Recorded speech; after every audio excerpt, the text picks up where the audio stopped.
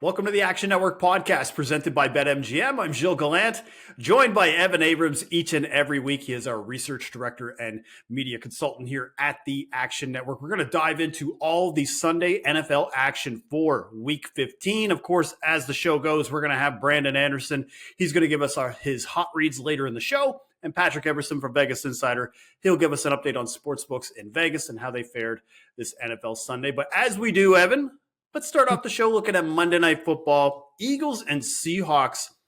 Now, this game's a little tricky, Evan, because the Eagles right now are 3-point favorites with an over-under of 45.5. And this line is right now at halftime of Sunday Night Football. Because I bring that up because as of halftime of Sunday Night Football, we do not know 100% certain who is starting for quarterback for the Eagles. Earlier today, Adam Schefter reported that Jalen Hurts was downgraded to questionable due to an illness. He is traveling to Seattle, but on a separate plane. And so we have no word of whether or not it's going to be Jalen Hurts or Marcus Mariota at quarterback for the Eagles. Whereas on the Seahawks side, we do have a little bit of clarification. Geno Smith is likely not to play, that it will be Drew Lock at quarterback. That was confirmed earlier on Sunday morning. But the one thing I would say, Evan, looking at the spread right now, is it was Eagles -4, and then this news came out, it went down to 3.5, and now it's down to 3. I'm not sure if sportsbooks know for certain if whether or not he's going to play. That's Jalen Hurts.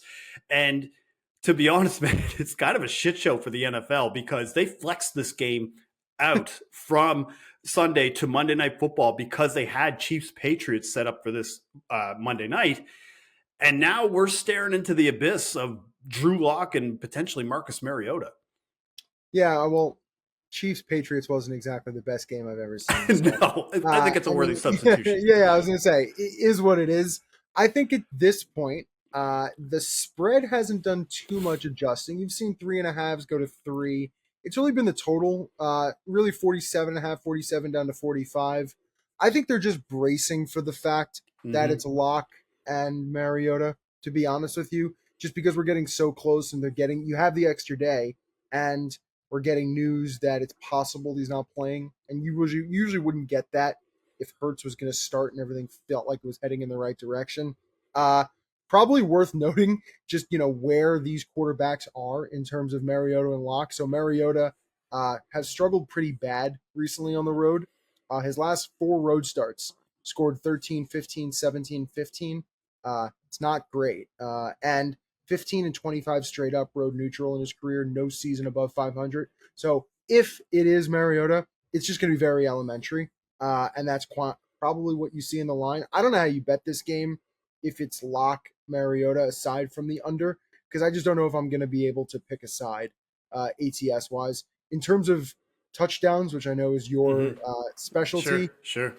Goddard, I don't know. Like maybe something of that nature if it's some backups and Mariota is going to be looking for a blanket. Yeah, the passing offense right now for the Eagles is really hard to project with Marcus Mariota instead of Jalen Hurts. Yeah. Because he was so bad last year near the end. He basically got kicked out of Atlanta and released for Desmond Ridder, who I think is a bottom 5 quarterback in the NFL. But in a spot start, especially if you think of like week 1 when they played the Saints last year, the Falcons, and they came out and surprised them. They didn't win the game, but Mariota looked competent in that kind of game. I feel like in a spot start, he could probably give you 70 to 75% of what Jalen Hurts can give you. But I think if you're going to be betting the Seahawks and you were already feeling the Seahawks, you have to bet them now, because if Jalen Hurts is getting ruled out and it's Mariota, that line is going to shift into Seahawks' favor. It's going to probably drop to 2.5, maybe to 1.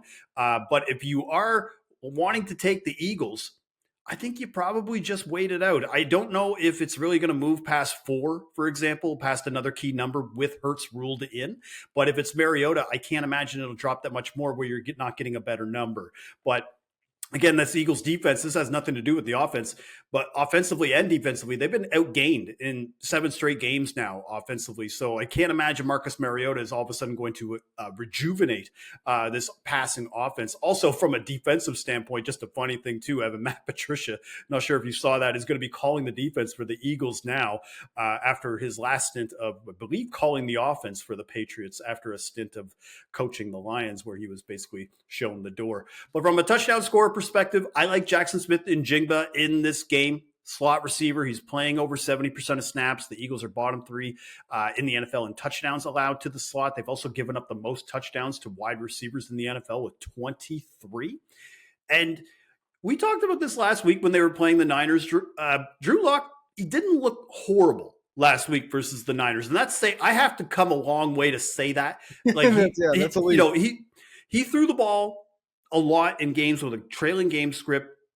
DK Metcalf looked good in that game. No Darius Slay as well in this game. So that's going to be a matchup now that DK Metcalf, I believe, can exploit if he's going to be matched up with, say, somebody like James Bradbury.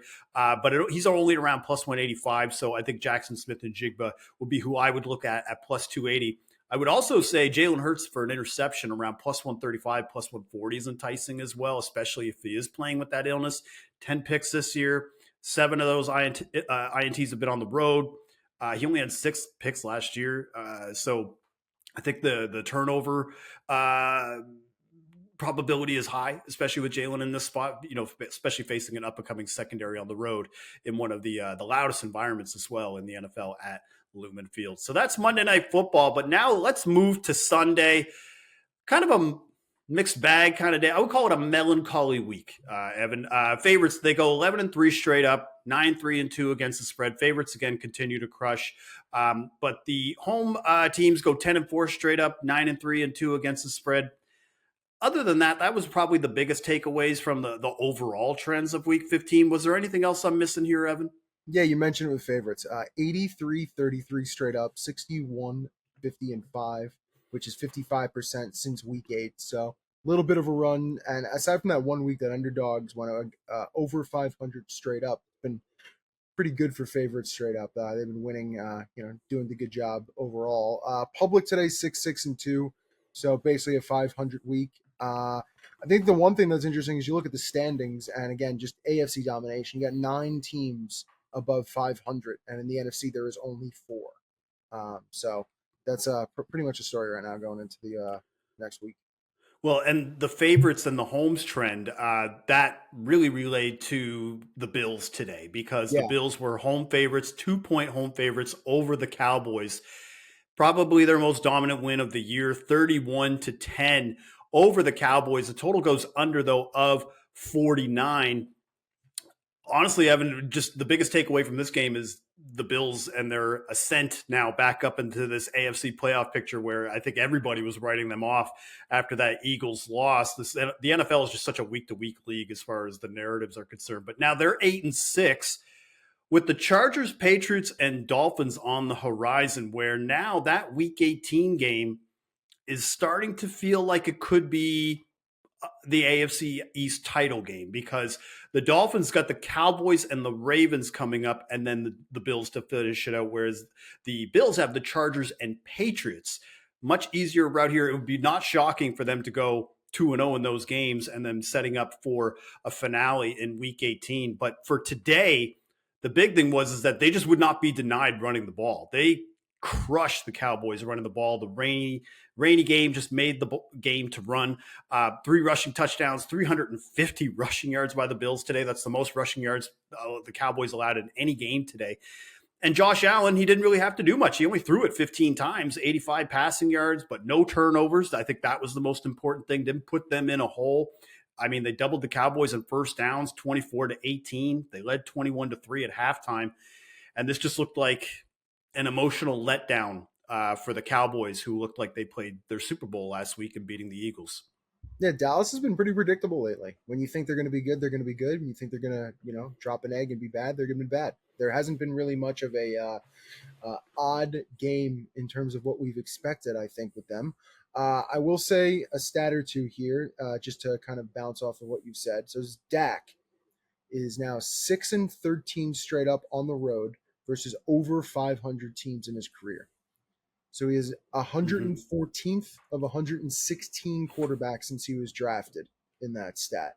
They are 0-3 straight up in that stat this season. So they just don't show up in those outdoor against good team, which I'm going to call Buffalo good. They're one game above 500. Above 500. Yeah, and they're also Buffalo. So kind of prove that again. Listen, Dallas had the fewest pass yards as a team with 30-plus pass attempts since 2008 for them. It's been a long time since they looked this bad while trying to pass the ball. So really difficult. A few more. So Josh Allen, interception streak over. That it took this game. It was 9 games straight with interception for him. Finally done. Yeah, I mean, that's really the difficult one. Now, looking forward, and you said it, Buffalo is going to be a 14-point favorite against the Chargers. They're going to be probably 10, 12, 13 against New England. So they're going to go 2-0. They're going to be 2-0 going into that Miami game. So it's, they were 50-1 to win the Super Bowl just a few weeks ago. A lot of people took them. It was a good opportunity, and they've shown up since.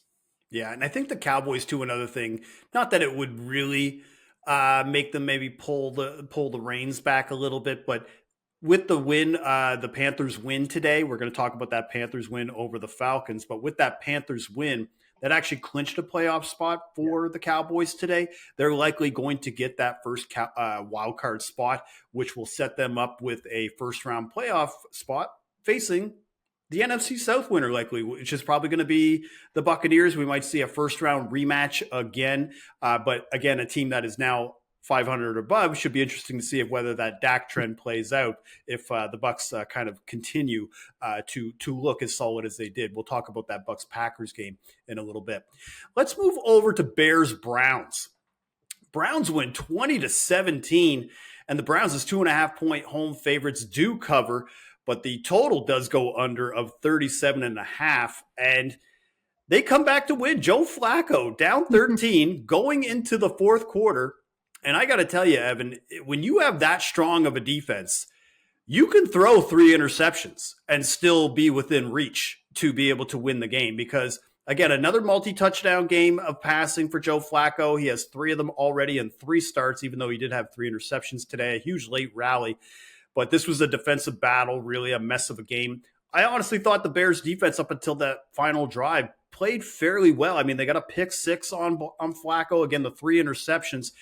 They completely shut down the Browns' run game as well. Jerome Ford and Kareem Hunt couldn't really do anything today. But I think the one thing, this was almost like a double whammy for the Bears today, because you're always going to try to be contending about how Justin Fields is your quarterback of the future. He did not look good today. I believe he was 16 for 40 throwing the ball. And with that Panthers win, now that's kind of putting them maybe a little bit more in danger of missing out on potentially drafting Caleb Williams. So just something, a little bit of a double whammy here for the Bears. But for the Browns' perspective, here's where their schedule's at. They're 9-5 now. They've got the first wild card spot in the AFC. And they've got Houston coming up. Houston is 8-6. That's basically, I think, going to be for Houston a win or go home kind of outcome. And then the Jets and Cincy to round out the year. So I think the Browns, if anything, I think we're going to see at least 10 to 11 wins from this team. But I think they're still a little too far to be able to catch the Ravens here. I mean, obviously, if the Jaguars were to win tonight, maybe that might be able to change their fortunes. But from a AFC standpoint, I think the Browns are fairly solid, especially with that defense. And now with Joe Flacco, apparently can move the ball better than anything that we saw from Deshaun Watson, PJ Walker, and Dorian Thompson-Robinson. All right, let's move to Bucs-Packers. Probably my favorite game of the day, just as far as watching offensive output. But the Bucs win 34-20, and the Packers lose as home favorites, 3.5-point home favorites, and the total of 41.5 does go over. The Bucs continue to win, and Baker Mayfield. We talked about this last week, Evan. Man, he looked pretty good today. I was kind of on the fence of oh, should I come around now? He did that against the Falcons. But again, going on the road to do that at Lambeau Field, 381 passing yards and 4 touchdowns. And I mean, he was hanging in there. He took some hard hits. I mean, the Packers got after him. He was sacked 5 times today, but they outscored the Pack 21-10 in the second half on the road. I thought this was a solid, competent win for the first time that I have seen from an NFC South team all year. Yeah, coming off of the roller coaster we just discussed with Cleveland, where they've had 4 quarterbacks win them a game this year, and they can't find the guy after giving Deshaun $1 trillion. Now you go into Baker, the guy they got rid of, who literally just had the best game ever played by an opposing quarterback at Lambeau Field. Nobody's ever had a perfect passer rating. Baker did. 4 touchdowns, 0 picks, 380 yards. It's the best career game for him ever. He's never done all 3 of those numbers. So a wild turn of events. And then you kind of just look at the Bucs season. 7-1 against the spread on the road. Best team in the NFL. They've continued to show up away from home and score a ton of points.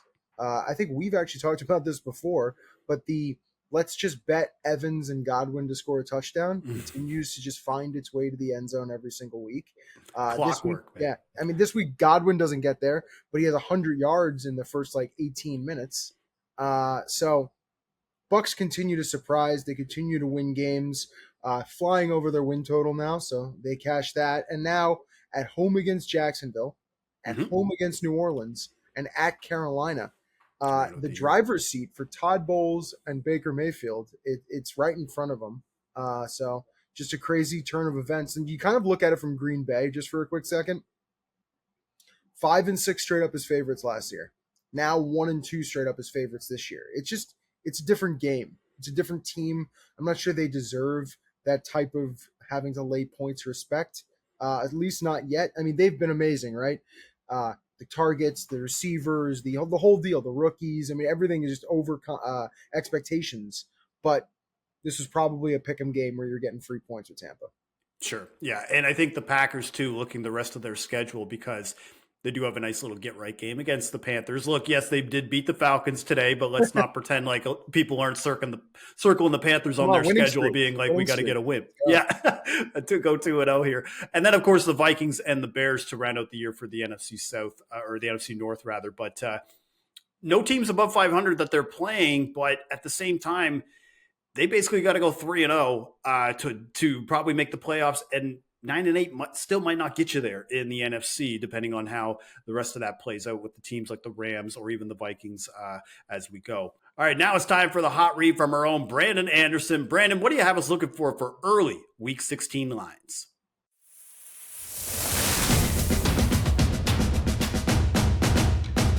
All right, Week 16 hot read. We are 0-1 on the hot read this week. The ugliest, grossest Thursday night under of the year, 63-21. Waiting on Sunday night, but so far for the season, 17-9-1 on the season for the hot read, 61%.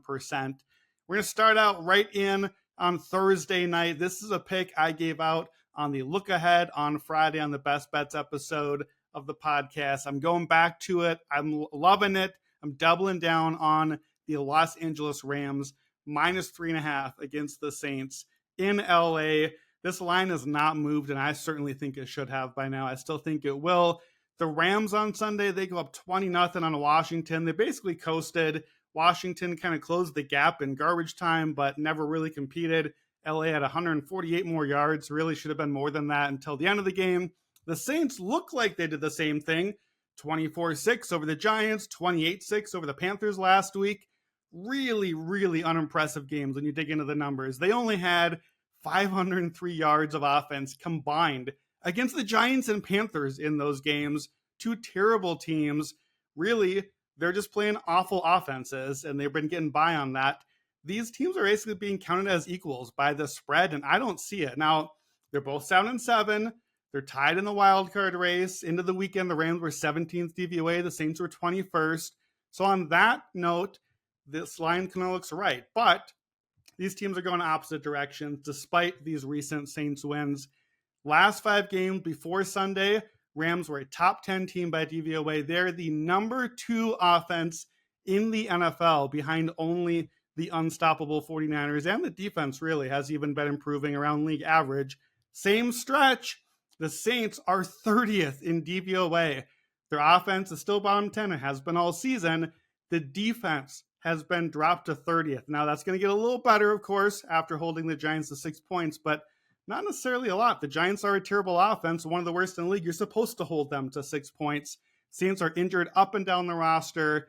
Lots of key injuries there. Short week. We only have 4 days here. And after this game for the Saints, they play the Buccaneers in week 17. That's the team they're tied with in the division. This is a sort of game where you might rest a couple guys. You need that Bucs game. You have to win that as the Saints. This one's not quite as big of a deal. It's nice if you get it, but you got to have that Bucs game. So I like that angle for us as well. Saints are good running the ball. That's their one real strength, but the Rams' run defense has been better. Saints' run defense is terrible lately. Kyron Williams, I think, will shred them. And of course, we love to fade Dennis Allen always, especially on a short week, especially against Sean McVay, an elite head coach. 5-2 ATS on a super short week like this. These teams are not equals. Give me the Rams all day.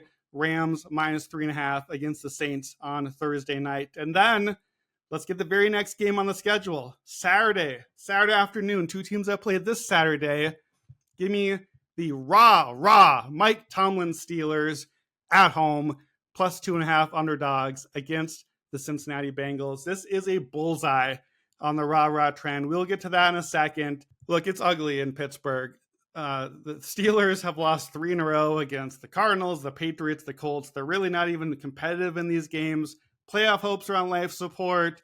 Is the 500 streak in jeopardy? How can you bet the Steelers? This is exactly when you bet the Steelers. This is what the Tomlin Steelers have been for years now. So first with the matchup. There is a chasm in between these defenses. And I know Pittsburgh didn't look the part this weekend, but Cincinnati, they are terrible defending the run, and they're really bad defending the middle of the field passing. We saw Minnesota exploit both of those things. Ty Chandler had a huge game. TJ Hawkinson had a big game along with their other tight ends. I think Pat Freiermuth for the Steelers will have a big game here. The Steelers have been a top 5 run offense the last 6 games. They put Broderick Jones on the line, the rookie. They've been really doing well running the football. I think they're going to run the ball well here. I think they're going to go to Freiermuth, and that's really Steelers football. That's what the Steelers have been doing well, and it matches up perfectly with what the Bengals don't do well. Last 5 games, Cincinnati's defense, 31st overall by DVOA, including 30th against the pass, and they've been terrible against the run all year. Another thing, the injuries. Cincinnati just lost DJ Reader for the season. That is a big loss on the line, especially as bad as that line has been anyway. Jamar Chase, we don't know if he'll be ready to go. He was limited at the end of that game Saturday. Meanwhile, we might get Kenny Pickett here. I certainly would like Kenny Pickett, please and thank you. I do not enjoy Mitchell Trubisky, but, we're playing it either way, so I will take it. But great if we get Pickett here. Even better if Jamar Chase ends up limited or out. And the trends, the rah Tomlin trends. Let me give you the numbers. Week 5 forward as an underdog for his career, Mike Tomlin, 44, 20, and 1 ATS, 69%. Very nice cover rate, but you got to use the trend right. People are saying, oh, the rah trend is dead. Rah is over. Fire Tomlin. No. The rah trend is great. You just got to use it in the right spot. Notice I said week 5 forward. The rah trend is not good the first month of the season. Well, here's a few other spots where the trend is good. Trend is better at home. 15-4-1 ATS, 79%. Guess what? Home game for Pittsburgh. It's better in divisions games. 21-5-1 rah ATS, 81%. Guess what? We're in a division game here. It's better after a loss by 7 or more. 9-1 ATS, 90% cover rate. Guess what? They just lost by more than 7. This is a bullseye. This is the exact spot you want the rah trend. Mike Tomlin, for his career against the Bengals, 67% ATS, and few team agnostic trends go Pittsburgh's way here too. Just basically a buy low, sell high thing here, where Cincinnati is the sell high. They've won a few games in a row. Pittsburgh on a 3-game losing streak, 62% ATS for teams like that. AFC North division underdogs late in the season. That's a trend you want, 64% for the underdog. And then just taking the team that is the desperate team that needs the win, like Cincinnati, 40 to 60% win rate, just ahead of an opponent. In week 16 through 18, only 32% cover rate all time in the last couple of decades. So this is a spot where we're giving Cincinnati too much credit, Jake Browning too much credit. I know. The Steelers look dead. I will stop betting rah-rah when they pour dirt on Mike Tomlin's grave. I got to do it one more time. Rah-rah, Mike Tomlin, Steelers, plus 2.5. So, Week 16 hot reads. Thursday night, Rams, minus 3.5, home against the Saints. And Saturday, rah-rah, Mike Tomlin and the Steelers, plus 2.5, home against the Bengals. Hot read is off next week for the holidays. Merry Christmas, everyone. Let's get a couple of wins. All right, thank you, Brandon. All right, Evan, let's now keep moving along here to Texans-Titans, where the Texans probably win in overtime, 19-16 in overtime. The total does go under of 38, but the Titans do not cover as 3-point home favorites, which was very surprising because as the week went along, we found out that C.J. Stroud was not going to play in this game, and we saw Case Keenum with Stroud in concussion protocol. And I'll be honest, Evan, man, I thought it was going to be a disaster, and it kind of was until about 6 minutes left in the fourth quarter because Keenum, he just was not being efficient on third down. They had a pick six, put them really in a hole. I thought Devin Singletary really carried them in the second half, especially against the Titans defense that is normally very strong against the run, 23 carries, 120 yards. But in overtime, not that we'll be looking at the Titans going forward of whether or not they're going to make the playoffs or division, but just from a game-to-game standpoint, Will Levis went down with a little bit of a leg injury as well in overtime. So that will be something to monitor as we go into next week. But the Texans now, the one thing I'll just say about the Texans, if I'm D'Amico Ryans and I'm submitting my candidacy for Coach of the Year, this game, I have it right at the top of the list. This was a surprising performance. I liked Tennessee in this one. I felt like this was the get-right spot. I found a stat prior to our favorites podcast recording last week that I feel like I had to double take. Simon didn't believe and now just extended, which is the fact that the Titans have lost 7 straight games against AFC South opponents. Not something I think I would have believed, but the struggle is real, and they really blew it in this one because they were up, they were controlling, and they kind of just let it all slip away. Tennessee just can't run the ball. There's a problem with Derrick Henry. He's getting older. But you just look, they were 13 of 34 first half, 17 of 32 second half. It just almost feels impossible. But listen, what D'Amico Ryans has done, and even now without Stroud, and listen, Keenum,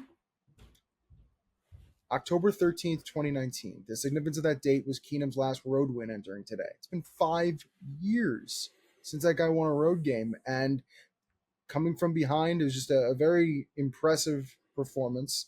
And now Houston hopefully gets Stroud back and he gets through protocol. They got 2 home games, Cleveland and Tennessee again, and then they got to go to the Colts. So Houston, it's all in front of them after this. Just come from behind, win this win they just shouldn't have had, to be honest.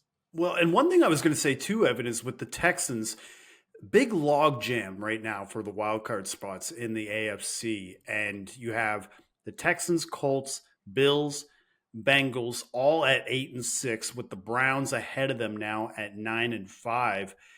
And at this rate, I'll be honest, Evan, I feel like there's going to be a 10-7 team that ends up getting squeezed out of the playoffs right now. And I kind of thought at the start of the year and maybe even halfway through that 10-7 was going to be the barrier for entry in the AFC playoff picture, at least to get that 7 seed. And I think now there could be a 10-7 team that ends up getting squeezed out.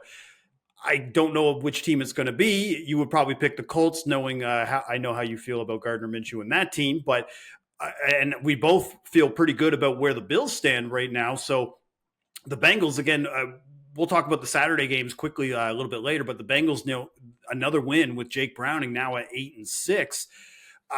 It's going to be really tight there. It's going to be a really fun race down the stretch. But that's kind of why I thought to myself, if the Texans play the Browns here, that might be, if you don't win that game from a Houston perspective, that might be your playoff season gone, because just with the way the margin for error is so small now with all of these teams.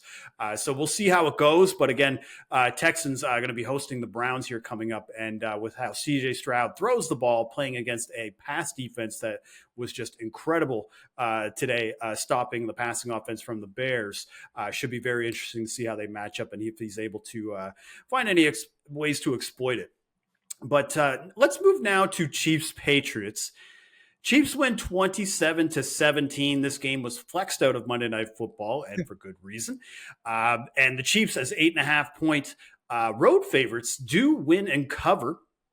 And the total does go over of 39.5. Now, I'm still not really that encouraged by the win, I'll be honest with you, Evan. I mean, 2 interceptions today for Patrick Mahomes. He's now tied for the most interceptions in a season for his career, and he still has 3 games to go. And what's funny is because the Patriots are so bad, 2 interceptions, it didn't even matter because the Chiefs were still able to just move the ball as they wish, put up points. They got touchdowns from Jerick McKinnon and Clyde Edwards-Helaire, but you could tell that they really missed Isaiah Pacheco as well because they only had 17 total carries for 43 yards. They didn't really do Mahomes no favors. But I think this is another thing too, Evan, and I feel like it might be like grounds for termination to slander Bailey Zappi on this podcast, but he's just not it for an NFL starter. Like, I'm sure he had and won people a lot of money at this company when he was at Western Kentucky, but like today, first half, 17 for 19, 150 yards and a touchdown. Not bad. That's exactly my notes that I wrote down at halftime. We start the second half. He immediately throws an interception. Chiefs immediately score right after the turnover. He goes the rest of the way, 6 for 12 passing for 30 yards. They did cut it to 10 with 8 minutes to go, but you knew it didn't even matter. And now the Chiefs, they're 9-5. They got the Raiders, Bengals, and Chargers to wrap up the year. But even if they go 3-0, I don't really think there's a path at this stage for them to get a 1 seed. So we're likely going to see the Chiefs. They'll still probably host a playoff game, but if we get to the second round, we might be seeing a road playoff game for the Chiefs this year for the first time. I think we will. In the Mahomes era, rather. I think we will. I mean, looking at it from KC's point of view, this was a lose-lose. There was nothing that I think could have been gained by them playing in New England today, because winning 30-0 almost wouldn't have proved anything just based off of what New England is week to week and what they are now.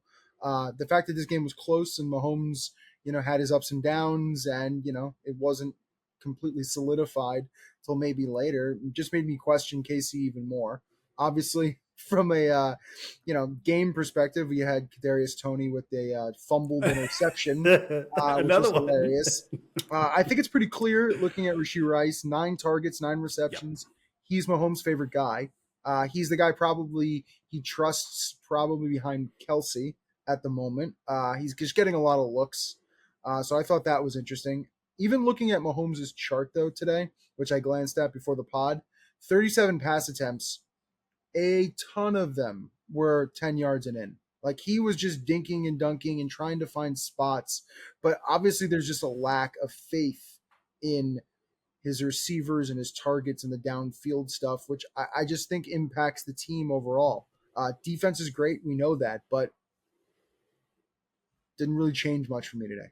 No. And I think that's the thing. We know what the Chiefs are. We know how their limitations at this stage. You're not really going to take a lot from them beating the crap out of a 2-12 Patriots team, right? At this stage, a team that's probably tanking, trying to get Drake May or I'll add Williams. This though. So KC wins out. They go over their win total, which is fun. So we'll see how that goes. Still in the balance. And lastly, this came into fruition today, so we might as well watch it going forward. Chiefs 4-10 against a fourth quarter spread this season. Didn't look good today. And then that is actually 18-36 last 3 seasons. So just been a struggle for them overall. Wow. All right, let's move on to Falcons-Panthers, where the Panthers win in a baseball score 9-7. And the Falcons as favorites again, Evan. I feel like I've been saying this now 3 straight weeks. The Falcons as favorites lose outright. They were 2.5-point favorites today. Well, the over-under of 32.5. And if you had the under, it was very sweat-free. But the Panthers, they do win to move to 2-11, or 2-12 rather. But what was insane to me that the Panthers won this game, like only 283 yards of total offense. They trailed the whole game until the final play. And for anybody who was looking at pictures of fans, it was a very rainy, messy game in Carolina, but there was probably less than 10,000 fans there to see it. The stands looked pretty empty. And why would you come out in a rain game to watch your team maybe win a second game of the year? But both wins with a combined 22 points and a 3-point combined win margin. My final note about this game, though, Evan, is that I think Arthur Smith I'm running out of things to say, but Arthur Smith to me is a piece of shit, and with how he uses Bijan Robinson and his running backs and his staff, like it is, again, I say this, roster malpractice. Like you cannot have a talent like Bijan Robinson in a game where you're facing the worst run defense in the NFL and you do not use him. It just blew my mind. And then Desmond Ridder with a late interception that essentially cost them the game. So the Falcons, they pretty much cost themselves the win and cost themselves likely the division and maybe even a playoff spot with this loss today, because they're 6-8 now. They trail both the Bucs and the Saints, who are both 7-7, and the Falcons have the Colts, Bears, and Saints to round out the year. It's drafting malpractice, but also roster malpractice, right? Because you're going to make the draft pick, you're going to take the guy, and then you're going to not use him the way he's supposed to be used. Just don't take them and take something else you needed. Like an offensive lineman or a defense, like a second, like another cornerback. Like exactly. Yeah. Listen, Atlanta lost the game that they scored a touchdown and the other team didn't. Enough said. Right. All right. Well, let's move to the other side of the NFC South with Giants Saints. Saints win 24-6. Saints do win and cover as 5.5-point favorites. Again, back-to-back weeks of outright wins and outright covers. It's probably pretty easy to do that when you're playing the Giants and the Panthers, but the total does go under of 39.5. And we talked about this like 2 weeks ago when I was bitching about how the Saints sucked, but I was saying, look, they got the Panthers and Giants coming up. They probably will go 2-0 in those games, and we'll be talking about them at 7-7 again. Well, they win a back-to-back games by a combined score of 32-12, and it inspired zero confidence still in me for the Saints going forward. Yeah, DeVito struggled, and I think we could have seen this going forward. I mean, entering today, he was 34th in EPA per play, 38th in average depth per target, and today he was 3 of 9, 10-plus yards downfield. He's a fun story. It's a good situation, but Saints defense is good, and we saw it last week. We've seen it earlier this year. We've seen it at times when they don't have to face, really, really good quarterbacks. They're a good team. The one note, the Giants just go under. Happens all the time. 10-4 to the under this year. 44-20-2 to the under since 2020. By far the best mark in the NFL. Happened today. It just happens when you're going to score 6 points. So, yeah. And the Saints, they have the Rams here coming up next week. Both teams 7-7. Winner will put themselves in a much more solid position of getting an NFC playoff spot for the wild card. So the Saints, if they don't win the division, again, there is still an outside chance that they could make the playoffs, whether it be a wild card. But they have 2 divisional games to round it out after the Rams. So those will probably all come out in the wash as it goes. All right, now Jets-Dolphins. Dolphins win 30-0. Total goes under of 37 because the Jets did not do their part and score any points.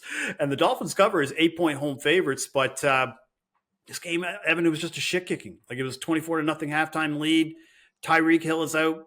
Didn't matter. They missed a ton of players on defense. Didn't matter. I mean, when you saw the inactive list, it looked like a grocery list, like as far as how many guys and starters were out. But I mean, Raheem Mostert for 2 touchdowns. And we talk about Christian McCaffrey and Tyreek Hill a lot for Offensive Player of the Year, but sneaky candidate for Offensive Player of the Year for Raheem Mostert, given the fact that he has the same amount of touchdowns as Christian McCaffrey now this year, combined 20.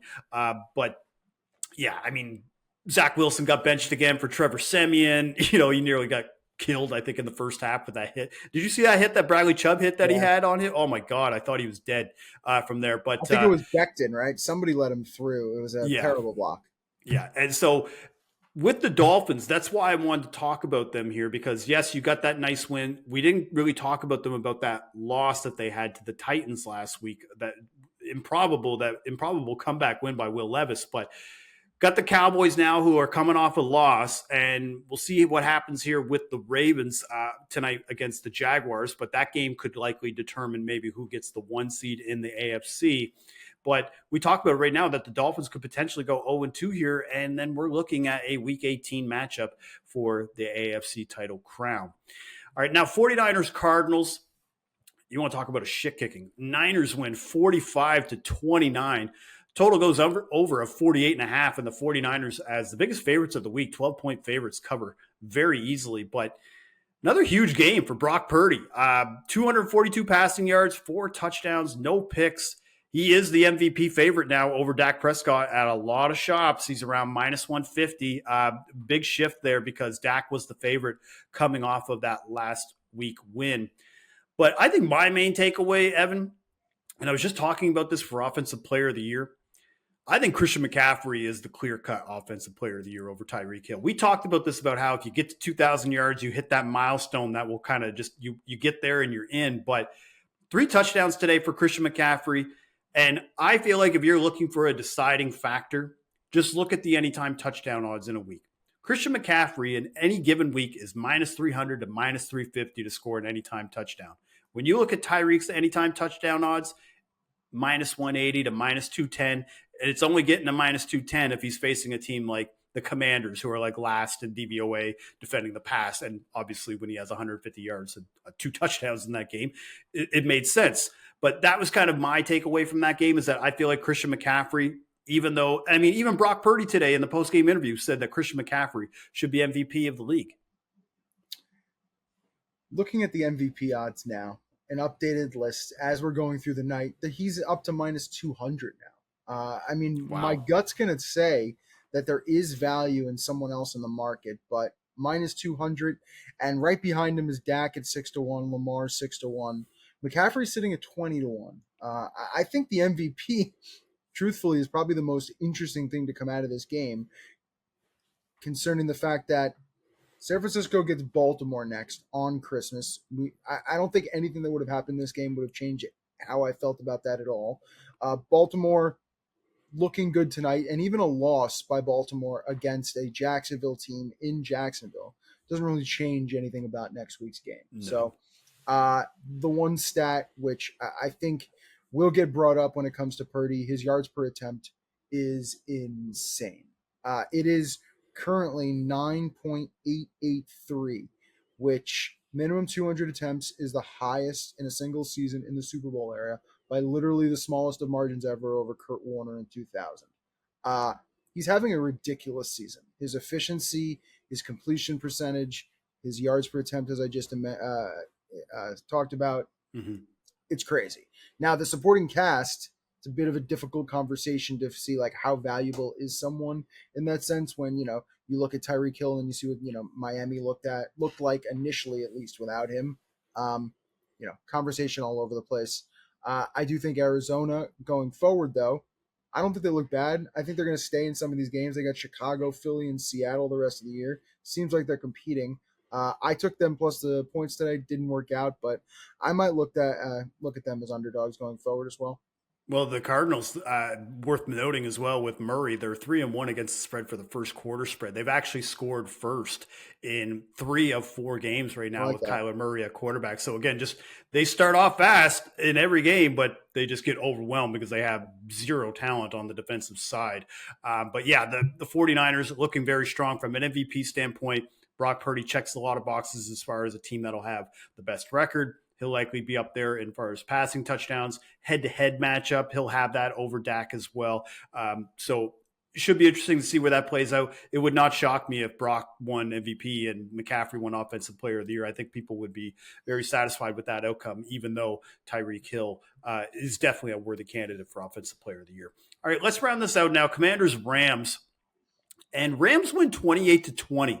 And the Rams do cover a 6.5-point home favorites, but the total of 48.5 just goes under. We're going to talk about that here in a second because the Rams, they moved to 7-7 and right now are sitting in a wild card spot in the NFC with the Saints coming up. That game might decide an NFC wild card spot, but then the Giants and then, of course, the 49ers that you alluded to last week that we might get to week 18 and the 49ers just might not give a shit anymore. And it might just be a nice little walkover game for the Rams. But another interesting note here, if you had the over, and I believe, Evan, we talked about this, you might have had or maybe over 48.5. Yeah, 48. I have to give you my condolences here because Joey Sly cost you a winner because he had the extra point blocked with 1:50 to go on that second touchdown from Curtis Samuel that would have put you at 49 total. The Rams still would have been covering in that spot, but again, that would ban kickers. I mean, those are the types of things where you see that happen, and that makes you immediately feel like we just got to take kicking out of the game. Another interesting angle too, Evan, and we'll see how this goes. But again, with the Lions winning on Saturday over the Broncos, and the Rams sitting right now in a wild card spot, there's some nice poetic justice here potentially brewing for the first round, where there could be the potential where we see a first round game with Matthew Stafford and the Rams having to go to Detroit to play the Lions. The fact that that would be in Detroit and not in the Rams, obviously based off the situation, just makes that literally 50 times better. So that feels amazing. Let's have the season end today. I think some fans would love that and some fans would hate that. But the fact that it would be in Detroit, like I just said, kind of means a lot too, right? Based off what we've seen from Goff and Yes. Stafford. So the over there might be 62.5. But yeah, we'll see.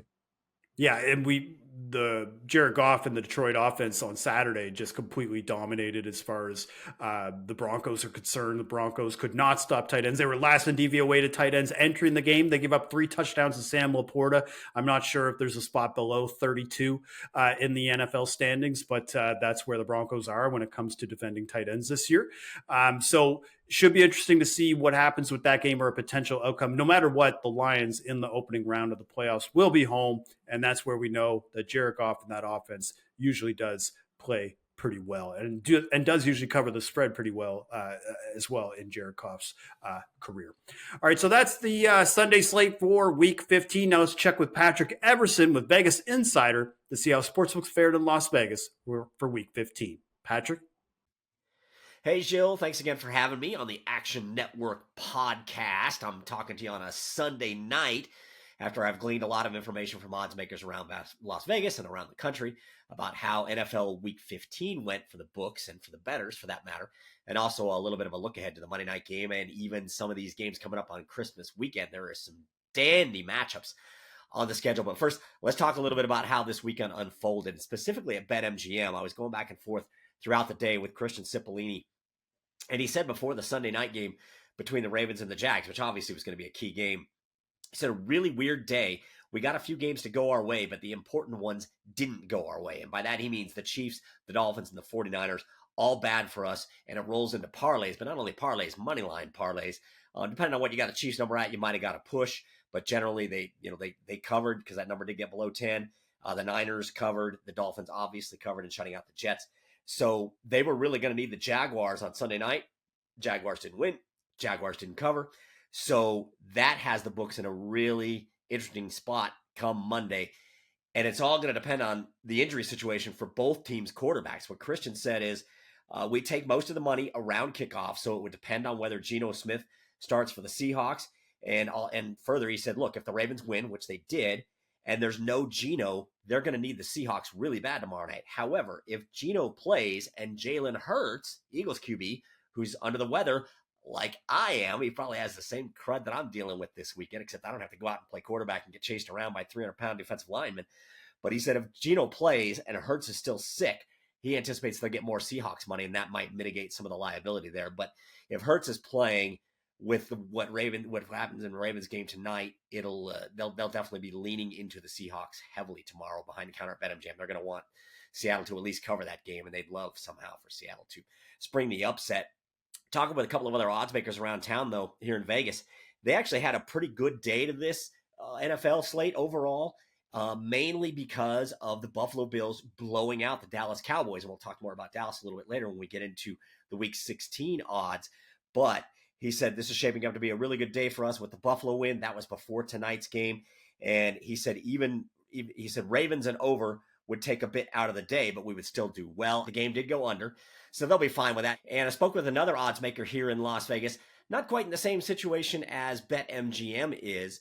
And what he had to say is that even though the Ravens won and covered tonight, the fact that that game stayed under was really good for them. And they actually had a pretty good day, mainly because of Buffalo running over Dallas. He said it was a really good day for us with the Buffalo win. And he said Ravens and over would take a bit out of the day, but we would still do well. Instead, they got Ravens and under. So they probably lost a little bit to the Ravens against the Jags tonight. But by the game staying under the total. They did all right there. So it's going to be a win for that particular book. Now, as we go to Monday night, this is from BetMGM. And again, Eagles, Seahawks. I discussed it a little bit earlier in talking about how NFL Week 15 is sort of unfolding here. And obviously the key here is who's playing quarterback for each of these teams. But regardless, here are the numbers, at least as of Sunday at BetMGM for this game. And that the Eagles are actually taking 80% of spread tickets and 82% of spread money. Now, the bulk of money is going to come in on game day. And if Jalen Hurts isn't playing, that's going to shift this dynamic dramatically. Obviously, it'll shift with Geno Smith too, but Jalen Hurts is obviously much more high profile. So keep an eye on the injury report, the illness report, I guess it is in the case of Jalen Hurts, because that could shift things significantly.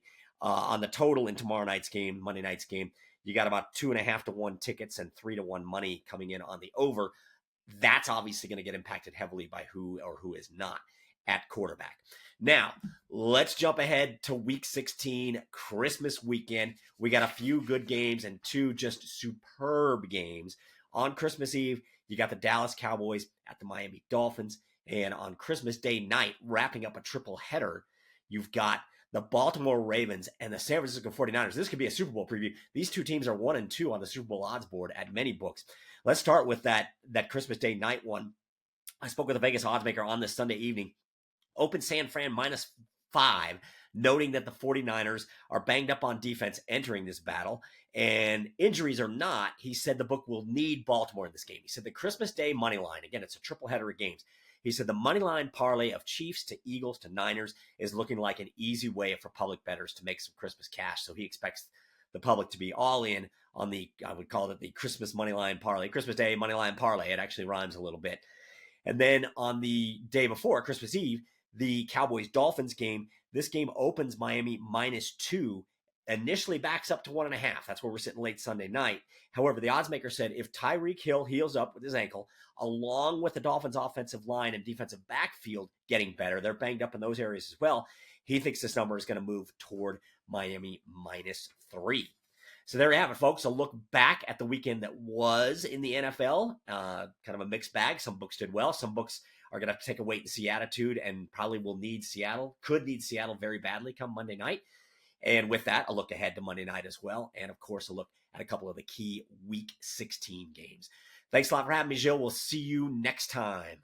Thank you, Patrick. And thanks for listening to the Action Network podcast presented by BetMGM. Enjoy Monday Night Football and keep an eye out for all of our NFL Week 16 podcasts right here on the Action Network.